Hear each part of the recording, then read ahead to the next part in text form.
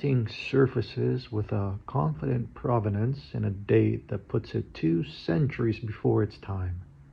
The brushwork is convincing. The signature checks out under a loop. An expert eye, trained on decades of the master's real work, walks the canvas inch by inch and finds nothing wrong with the hand. None of that is what settles it. Before a major attribution goes out the door, a conservator runs a pigment test, cross-section, spectroscopy, sometimes a single flake under a microscope, and the test doesn't care how good the painting looks. Titanium white wasn't commercially available until the 1920s.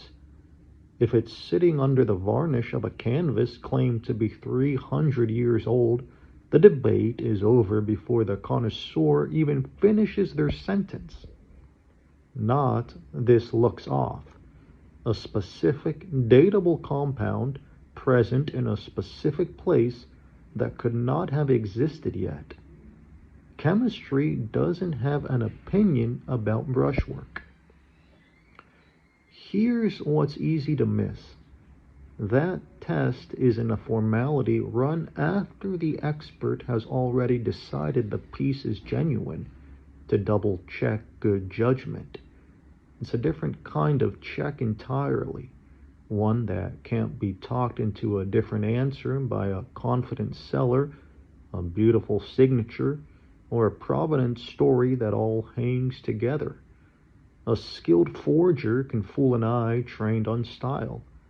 A skilled forger cannot fool a fact about which pigments existed in which decade. And once one forgery gets caught this way, once that specific anachronistic marker is confirmed, it doesn't stay a one-time catch. It becomes a permanent screen. Every future piece that shows the same telltale trace gets flagged instantly, mechanically, by anyone who runs the test, with no need to reopen the whole stylistic debate from scratch. The slow, expensive, genuinely skilled work of connoisseurship. Is this the master's hand? Does the composition hold up? Does the provenance make sense? That work doesn't go away. It gets reserved for what's actually new. The already solved cases stop consuming it. It has a real edge, and the edge is honest about its own shape. It only catches what it has already seen. A forger who studies period-correct materials and never reaches for titanium white walks straight past this specific check untouched, and still needs the full, slow, expert eye to catch, the same as always. The test doesn't replace judgment. It clears the floor of the already known so judgment can spend its time on what's genuinely uncertain. Something close to this ship today, in a different world entirely. A governed pipeline that used to run every proposed action through the same expensive, non-repeatable judgment call every single time, even for a pattern that had already been caught and confirmed once before. Now, a specific, already confirmed bad pattern gets marked permanently the moment it's caught, and the next time that exact pattern shows up, the reject is instant, mechanical, and anyone downstream can check the marker for themselves without rerunning the slow judgment at all.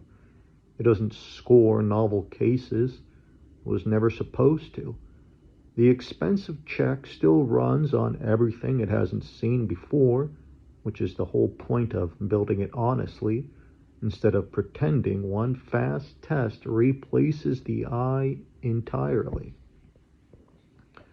Enforcement precedes execution, and it doesn't have to mean the same expensive deliberation, run fresh, on a failure you've already caught and named once.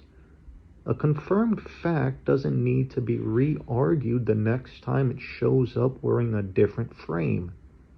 Save the judgment for what's actually new.